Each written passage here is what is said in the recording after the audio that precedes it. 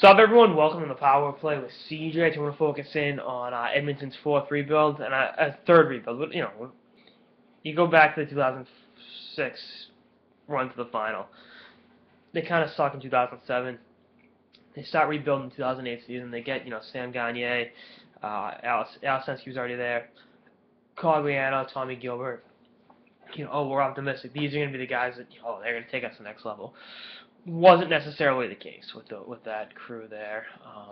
They weren't, they didn't get it done. All those guys are long gone from Edmonton, so they go out, they get themselves, they draft Eberle, they draft Magnus PRV, draft Linus Ullmark, who for whatever reason people were optimistic about, and they land the number one pick of Taylor Hall. More of the same. Nugent-Hopkins. Oh, it's gonna change. Nothing. 2012, they signed Justin Schultz, shockingly, and he's gonna be the X factor on the blue line.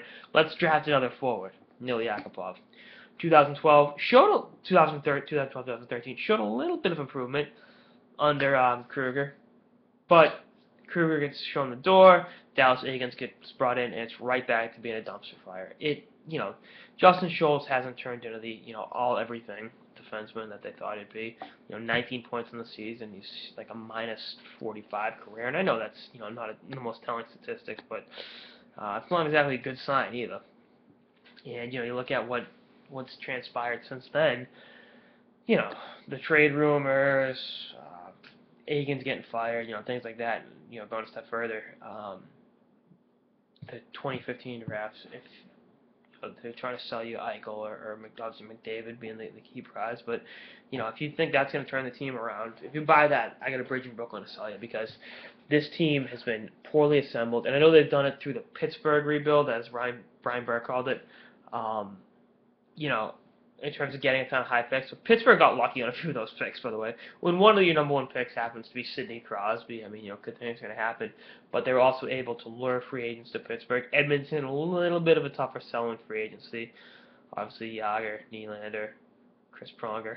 You catch my drift. It wasn't free agency, but you know what I'm talking about, Pronger. But it's a tough situation. And giving out erroneous contracts like Nikita Nikitins and Benoit Pouliot's, that ain't gonna help you rebuild anytime soon. The inability to address the blue line, properly address the goaltending situation, and it's not what you want from a team right now. And there's no end in sight.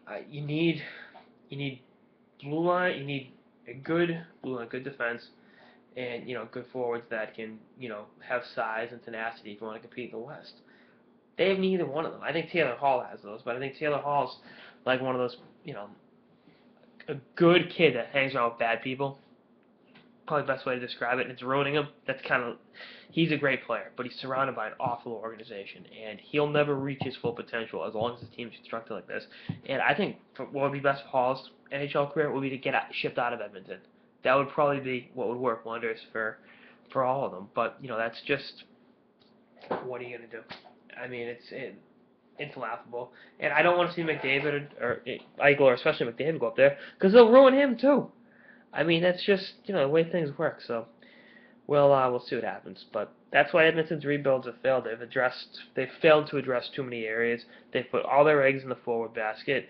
They have no defense, no goaltending, and no hope. So it's like, oh, well, there's no light at the end of the tunnel. Or if there's light at the end of the tunnel, it's a freight train that's about to run them over. So anyway, that's all I got. Sort of the Power Play with CJ and Edmonton's failure to rebuild. Stay tuned for episodes for the season and beyond. Later, guys.